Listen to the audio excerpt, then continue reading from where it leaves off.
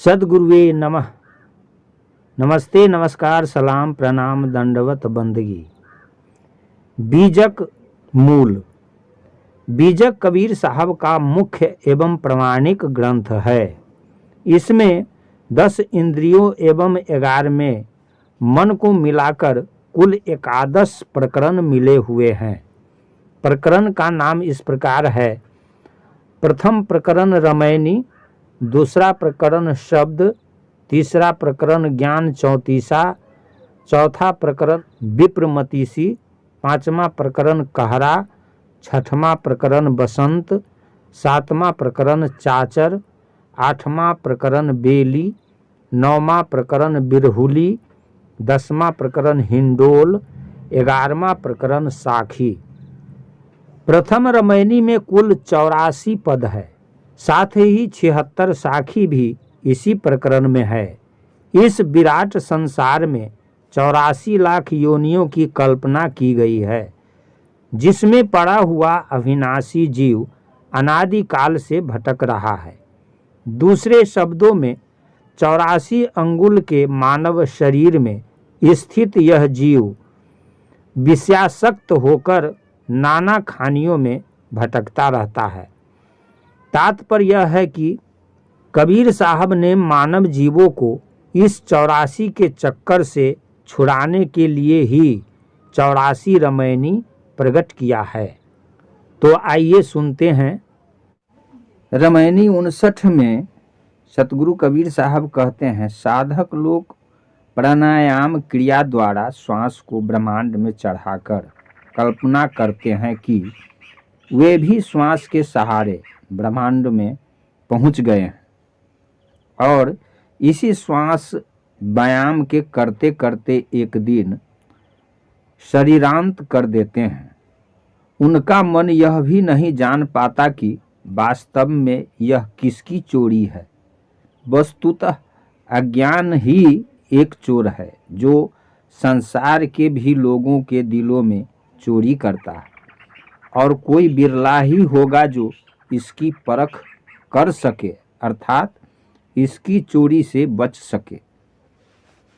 तात्पर्य यह है कि स्वर्ग या आकाश, पृथ्वी और पाताल रूपी फुलबाड़ी में एकमात्र स्वात्माराम रूपी माली ही अज्ञान रूपी चोर से रक्षा कर सकता है। साखी में सतगुरु कबीर साहब कहते हैं, पाहन होए हुए सब गए, बिन भीतियन के चित्र, जासो कियऊ मिताइयां, शोधन भया न हित। सतगुरु कबीर साहब कहते हैं कि स्वरूप ज्ञान के बिना केवल शारीरिक साधना करके जराध्यासी होकर सब चले गए। अर्थात लोगों ने बिना भीति के ही चित्र बनाना चाहा और नहीं बना सके, शून्य में ही हाथ पैर मारते रहे। तात्पर्य यह है कि मनुष्य ने जिस विजाति तत्व से मित्रता किया वही उसके लिए कल्याणकारी नहीं हो सका। रमैनी 60 में सतगुरु कबीर साहब कहते हैं कि ए साधक, अपने को मालिक श्रेष्ठ समझने का अहंकार छोड़ दे और मेरा यह है, मेरा वह है, मैं इतना बड़ा आदमी हूँ इत्यादि डिंग हाँकने की प्रवृत्ति का त्याग कर, तभी तेरे मन का अहंकार नष्ट होगा। सद्गुरु आगे कहते हैं कि जो लोग चोरी करके खाते हैं या समर्थ होते हुए भी भिक्षा मांगकर खाते हैं, वे अपने ही अज्ञान वृक्ष को पुष्पित एवं पल्लवित कर रहे हैं। अर्थात जो लोग सांसारिक संपत्तियों वस्तुओं में मग्न हैं एवं सांसारिक पद प्रतिष्ठा स्वामित्व आदि की कामना करते रहते हैं, उन्हें यही भोग और वासना रूपी अंकुर बार बार संसार रूपी नगर में नचाएगा और यही अज्ञान अंकुर से वृक्ष बन जाएगा। सतगुरु कबीर साहब साखी में कहते हैं, झूठ झूठा कै डारहु, मिथ्या यह संसार, तेही कारण मैं कहत हूँ जाते हुए उबार। कबीर साहब कहते हैं कि ए साधको, सांसारिक संबंध क्षणिक एवं मिथ्या झूठा है, अतः इस झूठ को झूठ ही समझकर दिल से निकाल दो। मैं तुम्हारे हित के लिए ही ऐसा कह रहा हूँ, जिससे तुम्हारा उद्धार हो जाएगा। रामायणी 61 में सतगुरु कबीर साहब कहते हैं, जो लोग धर्म कथाएं कहते रहते हैं वे सुबह से ही पाखंड में लग जाते हैं, और धार्मिक लोग रात दिन विश्व के शाश्वत नियमों एवं कारण कार्य व्यवस्था से दूर हटकर वे सिर पैर की बातें करते रहते हैं, और इसकी गहराई में उनका असत्य ही छिपा हुआ है, क्योंकि मिथ्या डिंग मारना उनका स्वभाव ही हो जाता है। वे राम रहीम तो बहुत करते हैं, परंतु रहस्य नहीं जानते कि वह व्यक्ति की आत्मा है। वे वेद पुराण एवं शास्त्रों की दुहाई दे देकर उलझते भी हैं और दूसरों को भी उलझाते हैं। शास्त्रों की मूल्यवान शिक्षाओं को भी नहीं मानते, जिससे सदाचारी बने। तात्पर्य यह है कि ऐसे लोग अज्ञानवश मन में जलते रहते हैं और कभी शीतल नहीं हो सकते। सतगुरु कबीर साहब साखी में कहते हैं, गुणातीत के गावते आपू ही गए गंवाए, माटी का तन माटी मिल गो पवन ही पवन समाए। कबीर साहब कहते हैं कि गुणातीत ब्रह्म के गीत गाते गाते हुए लोग आत्मस्वरूप के विचार ही खो देते हैं, और इसी धोखे में मनुष्य का अंत हो जाता है। अर्थात मिट्टी का शरीर मिट्टी में ही मिल जाता है और प्राण वायु में मिल जाता है। रामायणी 62 में सतगुरु कबीर साहब कहते हैं, यदि तुम यह विचार करते हो कि वर्ण व्यवस्था ईश्वरीय एवं प्राकृतिक है, तो ब्राह्मण बच्चे को माँ के पेट से ही पलाश का, क्षत्रिय बच्चे को गूलर का तथा वैश्य बच्चे को बेल का दंड लेकर ही जन्म लेना चाहिए, अथवा उक्त सभी बच्चों को द्विजाति का चिन्ह जैसे दंड, मेखला, यज्ञोपवीत आदि सहित जन्म लेना चाहिए।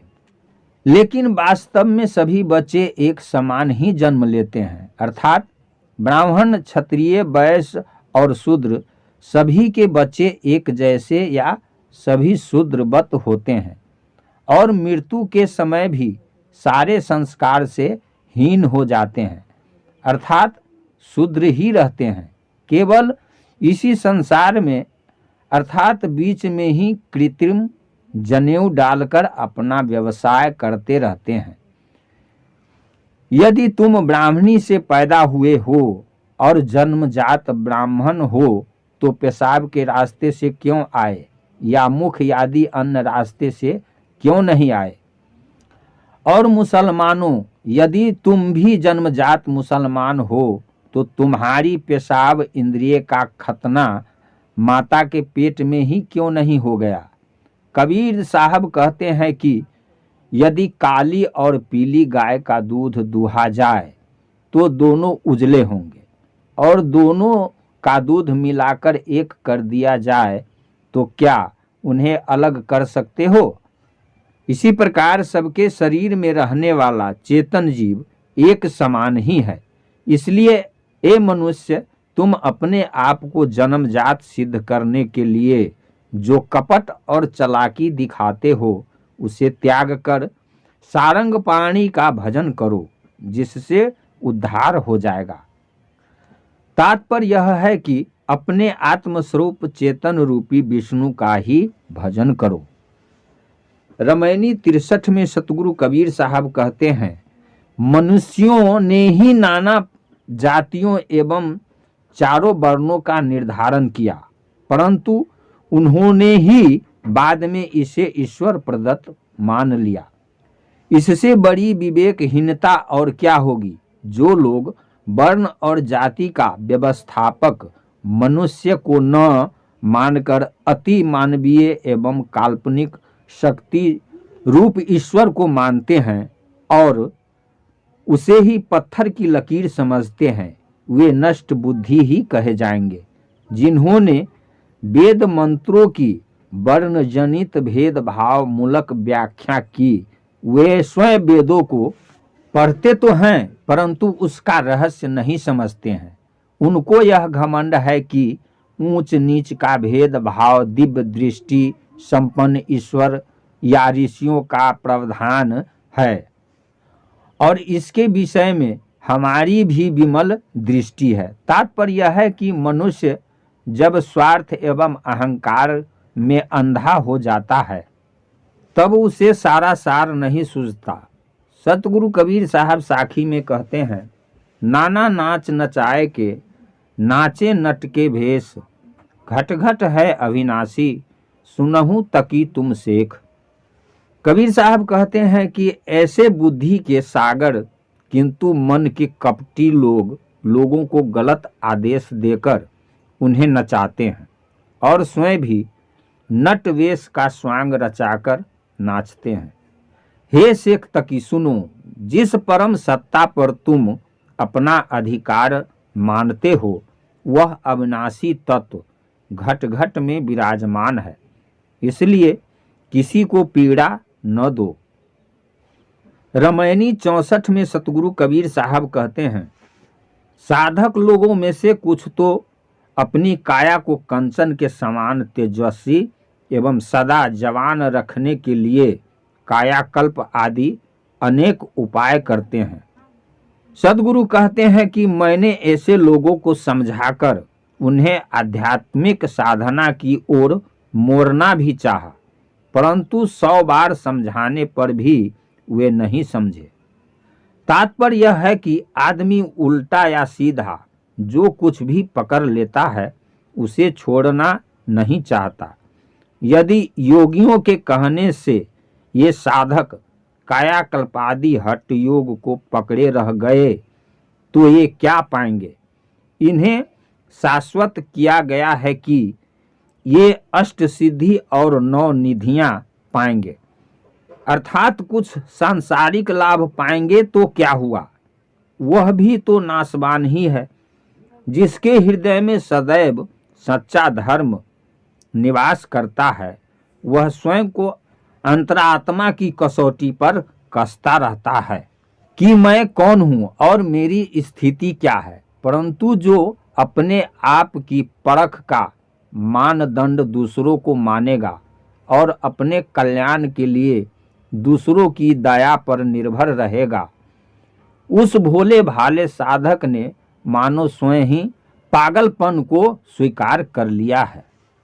कबीर साहब साखी में कहते हैं, ताते पड़ी काल की फांसी करहु न आपन सोच, जहां संत तहां संत सिधावे मिली रहे धूत ही धूत।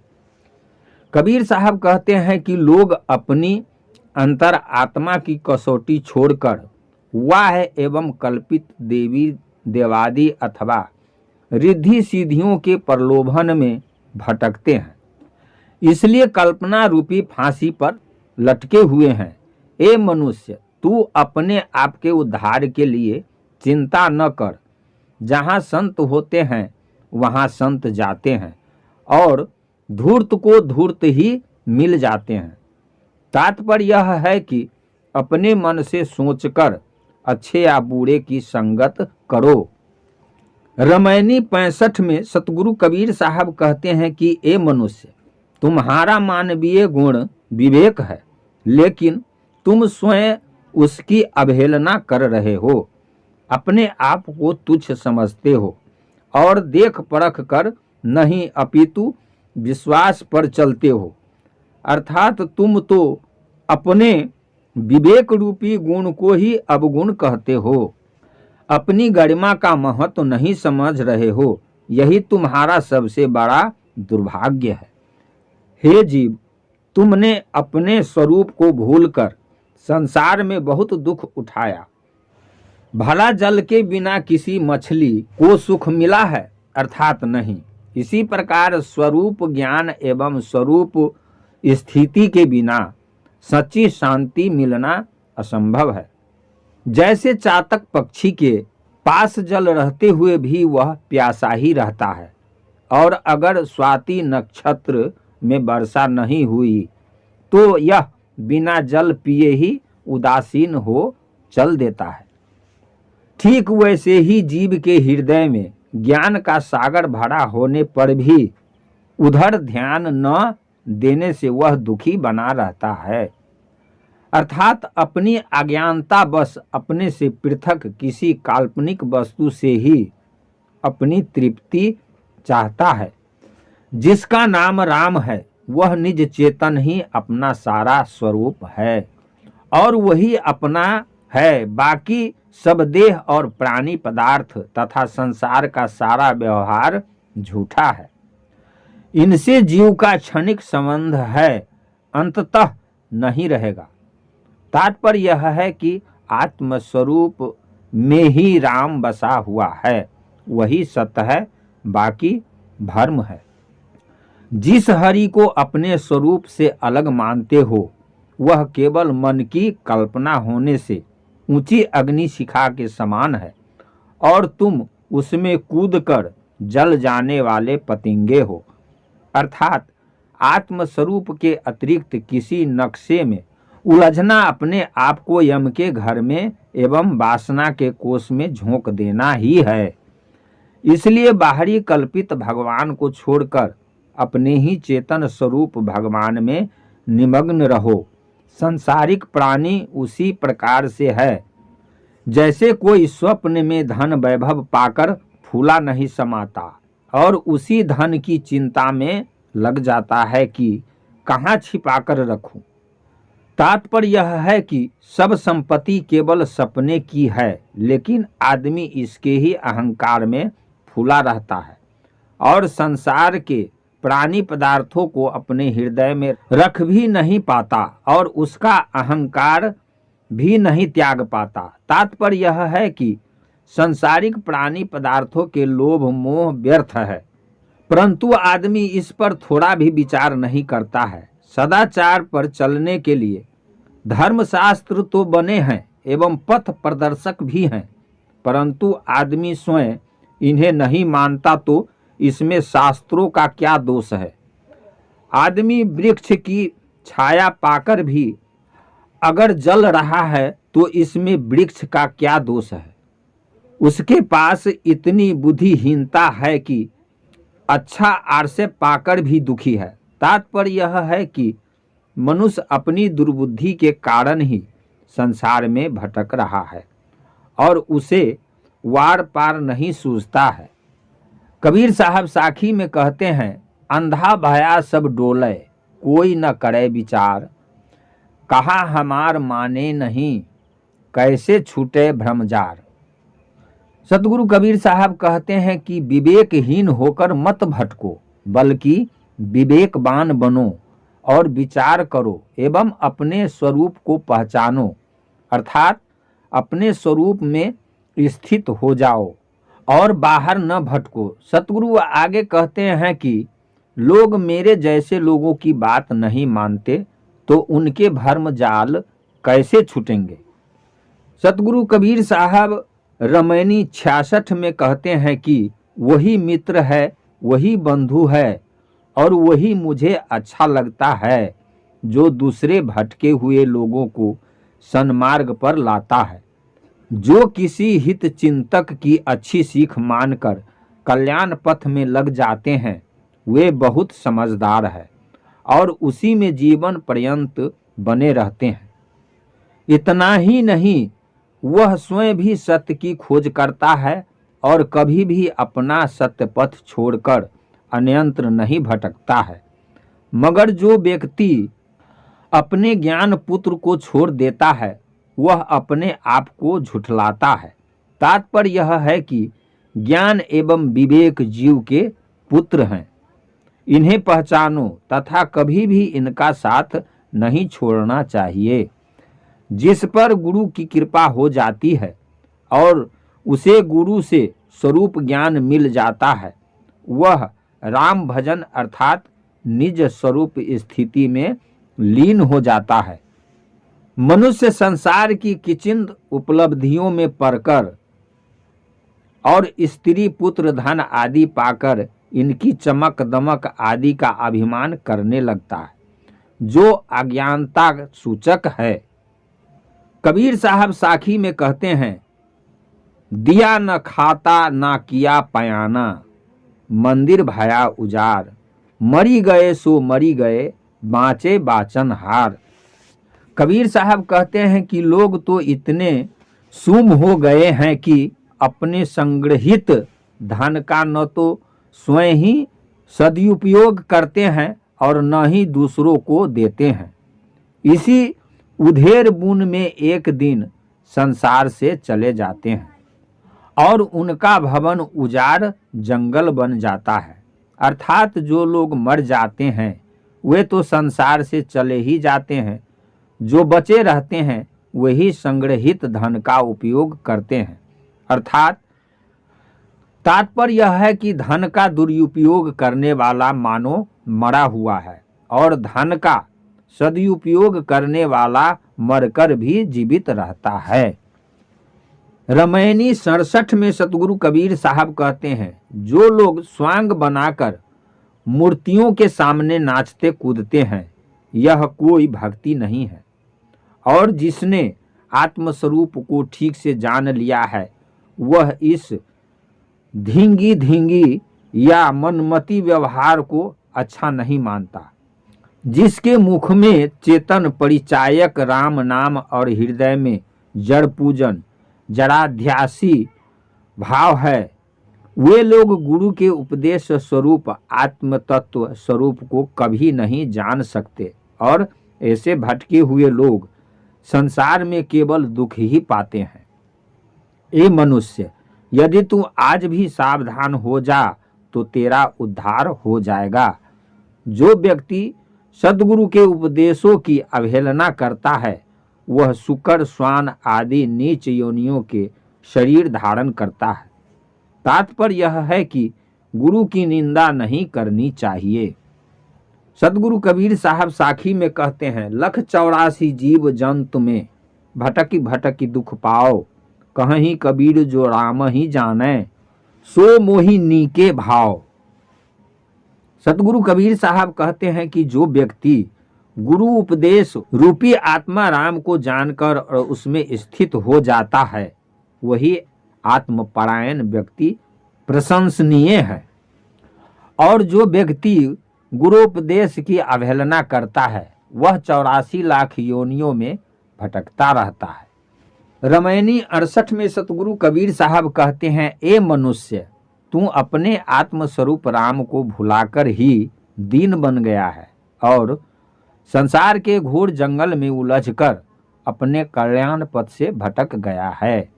वेद भी स्वरूप ज्ञान से हटकर यज्ञ याग आदि निकली बातों का वर्णन करते हैं और जो इन वेद विहित यज्ञों की असलियत जानता है वह वेदों उपदेशों रूपी यज्ञों को अच्छा नहीं मानता। दूसरे हठ योगी हैं जो नट के समान आसन मुद्रा आदि का प्रदर्शन करते हैं, अर्थात कहीं जल समाधि और कहीं भूमि समाधि आदि खेल तमाशा एवं कलाबाजी करके लोक यश धन कमाते हैं और इनके गुरु लोग इससे ही अच्छा मानते हैं, परंतु यह आध्यात्मिक उन्नति में सहायक नहीं है। साधक को चाहिए कि आध्यात्मिक उन्नति के लिए आत्म तत्व को पहचाने। सबके घर घर में आत्मा राम ही खेल रहे हैं और इसके अलावा दूसरे किसी का सवाल ही नहीं उठता। जीवन में भले और बुरे दिन आते रहते हैं। जो सब में समान भाव से निर्विकार रहकर सब कुछ सहता है वही साधक आत्म शांति को प्राप्त करता है। सतगुरु कबीर साहब साखी में कहते हैं, जेकर सर ते ही लागे सोई जानेगा पीर, लागे तो भागे नहीं सुख सिंधु निहार कबीर। सतगुरु कबीर साहब कहते हैं कि यह मार ऐसी है कि इसमें जिसका चलाया वाण है उसी को लगता है, इसलिए वही उसकी पीड़ा जानता है।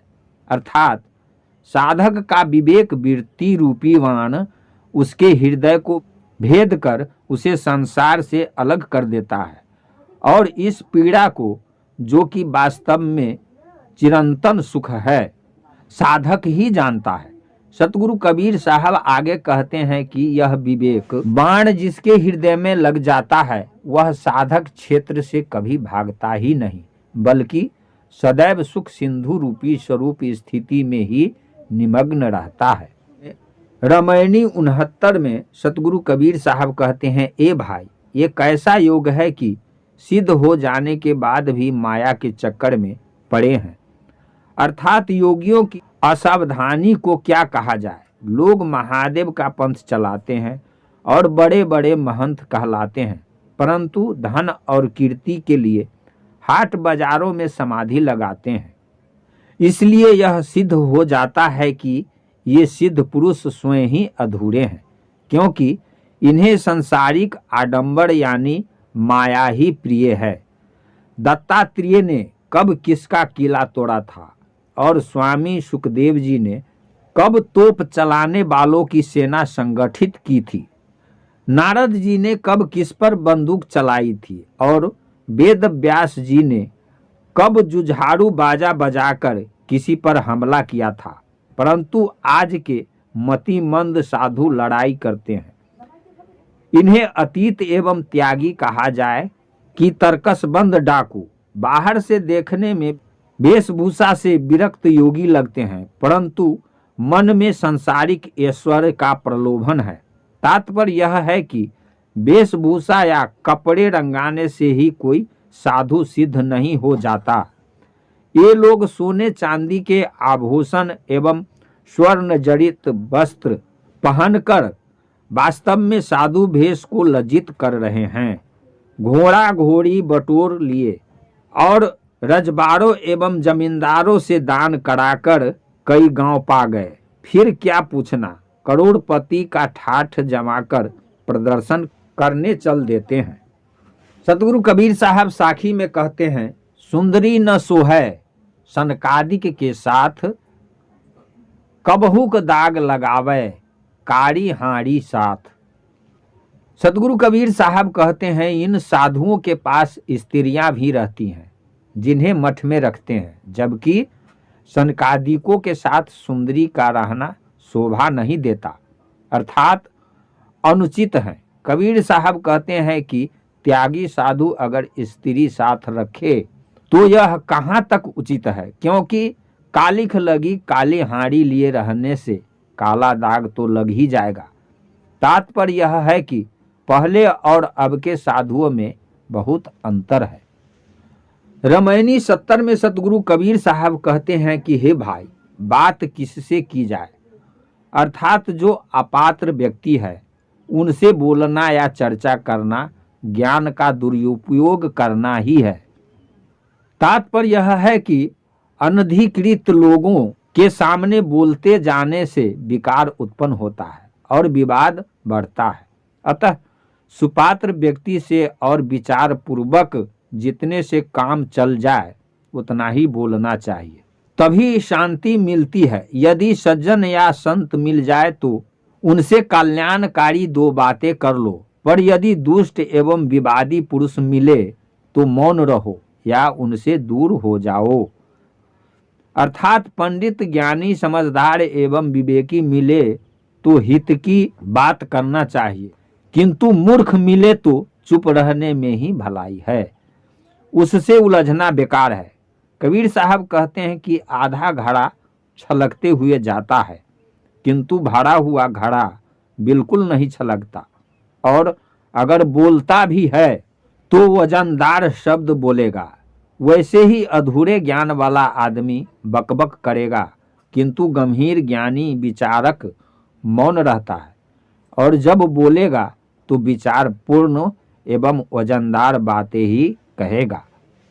रामायणी 71 में सतगुरु कबीर साहब कहते हैं कि जो लोग शोक और मंगल अर्थात दुख सुख को समान रूप से मानने की बात करते हैं, उनका रहस्य छली इंद्र भी नहीं जान सकता। नाथपंथी लोग वैष्णवों को वाद विवाद में हराकर अर्थात अपना तर्क मनवाकर जटा आदि मुरवा देते हैं और उसी की सेली या माला बनाकर उन्हें पहना देते हैं और अपने पंथ में मिला लेते हैं। नाथपंथियों को अपने योग और तर्क का बड़ा अभिमान है। ये अपने आसन एवं स्वयं भी आकाश में उड़ने की कला जानते हैं। तो इसमें क्या विशेषता है? कौवा और चील भी तो आकाश में उड़ते हैं या मंडराते हैं, वैसे ही इनकी इज्जत हुई। ये नारी और दीवार को एक बराबर मानते हैं, अर्थात नारी और दीवार को स्पर्श भोग करने में कोई परहेज नहीं समझते। राज सिंहासन और जंगल एक मानते हैं और यह भी कहते हैं कि नरक और चंदन, पागल और ज्ञानी सब एक हैं। ये मीठी लपसी और कड़वी लौंग को एक ही कहते हैं और शक्कर को फेंक कर धूल फाँक लेते हैं और यह कहते हैं कि देखो, हमें शक्कर और धूल में कोई अंतर नहीं दिखता। सतगुरु कबीर साहब साखी में कहते हैं, यह विचार विचारते गए बुद्धि बल चेत, दुई मिली एके होए रहा, मैं काहि लगाऊं हेत। इस प्रकार दिखावे में पड़कर और पाखंड फैलाकर लोगों को भ्रमित करते करते इनकी विवेक शक्ति स्वयं समाप्त हो गई है। अर्थात ये जड़ चेतन विधि निषेध खाद अखाद पाप पुण्य आदि को मिलाकर एक ब्रह्म बना रहे हैं। सद्गुरु कहते हैं कि मैं इनमें से किसे प्रेम करूं और किससे बात करूं। नमस्ते, नमस्कार, सलाम, प्रणाम, दंडवत बंदगी। अभी आप सुन रहे थे रामायणी 59 से लेकर 71 तक की कथा। फिर रामायणी 72 से आगे मिलते हैं। तब तक के लिए साहे बंदगी, साहे बंदगी, साहे बंदगी।